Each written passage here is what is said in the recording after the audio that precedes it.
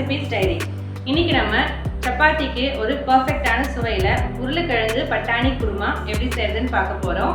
இது சப்பாத்திக்கு மட்டும் கிடையாது, இட்லி, தோசை, பூரி, ஈவன் ரைஸில் கூட கலந்து சாப்பிட ரொம்ப சுவையாக இருக்கும். வாங்க ரெசிபி வீடியோக்குள்ளே போகலாம். முதல்ல உருளைக்கிழங்கு பட்டாணியை வேக வச்சு எடுத்துக்கலாம். அதுக்கு ஒரு பவுலில் தேவையான அளவுக்கு தண்ணி எடுத்துக்கோங்க.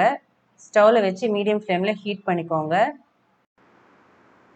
அரை கப் உருளைக்கிழங்கு சின்ன சின்ன கியூப்ஸாக கட் பண்ணிட்டு சேர்த்துக்கோங்க.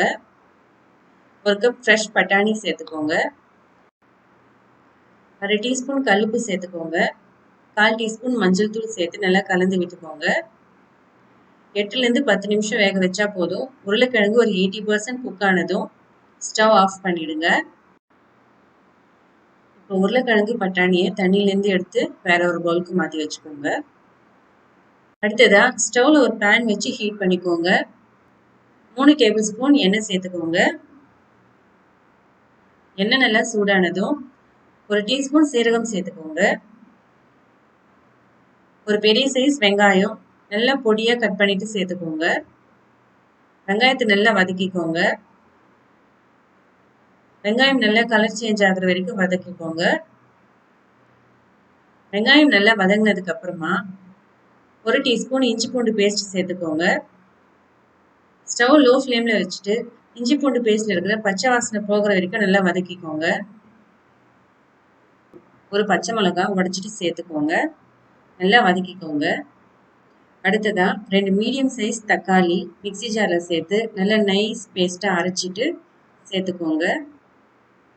நல்லா கலந்து விட்டுக்கோங்க. மீடியம் ஃப்ளேம்லேயே தக்காளியை ஒரு 2-3 நிமிஷத்துக்கு நல்லா வேக விடுங்க. இப்போ இது கூட மசாலா சேர்த்துக்கலாம். அரை டீஸ்பூன் மஞ்சள் தூள் சேர்த்துக்கோங்க. 1 டீஸ்பூன் மிளகாய் தூள் சேர்த்துக்கோங்க. அரை டீஸ்பூன் தனியாத்தூள் சேர்த்துக்கோங்க. அரை டீஸ்பூன் ஜீரகத்தூள் சேர்த்துக்கோங்க. அரை டீஸ்பூன் கரம் மசாலா தூள் சேர்த்துக்கோங்க. டேஸ்ட்டுக்கு ஏற்ற மாதிரி கல்லுப்பு சேர்த்துக்கோங்க. ஸ்டவ் லோ ஃப்ளேமில் வச்சுட்டு இந்த மசாலா எல்லாத்தையும் நல்லா கலந்து விட்டுக்கோங்க. 2 டீஸ்பூன் தண்ணி சேர்த்து நல்லா கலந்து விட்டுக்கோங்க. இப்போ ஒரு லிட் போட்டு மூடிட்டு இந்த மசாலாலேருந்து பச்சை வாசனை போகிற வரைக்கும் லோ ஃப்ளேம்லேயே நல்லா வதங்க விடுங்க. இப்போ மசாலாலேருந்து நல்லா எண்ணெய் பிரிஞ்சு வந்ததுக்கு அப்புறமா ஒரு கப் தண்ணி சேர்த்துக்கோங்க. தண்ணி சேர்த்துட்டு ஸ்டவ்வை ஹை ஃப்ளேமில் வச்சுடுங்க. ஒரு லிட் போட்டு மூடிட்டு நல்லா கொதிக்க விடுங்க. ஒரு 2-3 நிமிஷம் நல்லா பாயில் ஆனதுக்கு அப்புறமா ஸ்டவ்வை மீடியம் ஃப்ளேமுக்கு வச்சுடுங்க.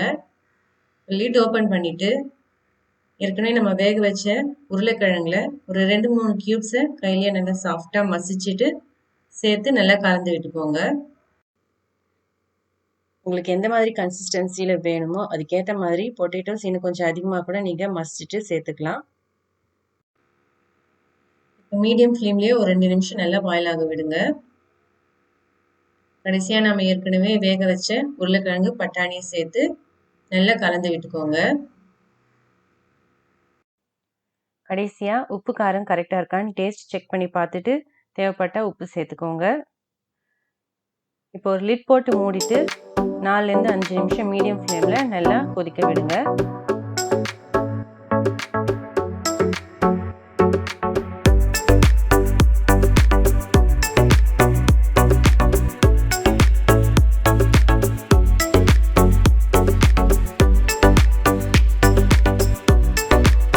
இப்போ லிட் ஓப்பன் பண்ணி பார்க்கலாம்.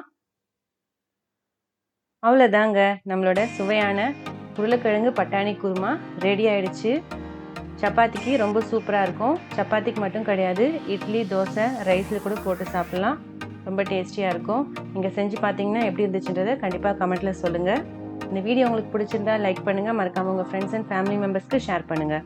இதே மாதிரி நான் போடுற ரெசிபீஸ்க்கு யோர் ரெசிபீஸ் டைரி சேனலை சப்ஸ்கிரைப் பண்ணி கூடவே பெல் ஐக்கானையும் ப்ரெஸ் பண்ணி ஆல் ஆப்ஷன் செலக்ட் பண்ணுங்கள்.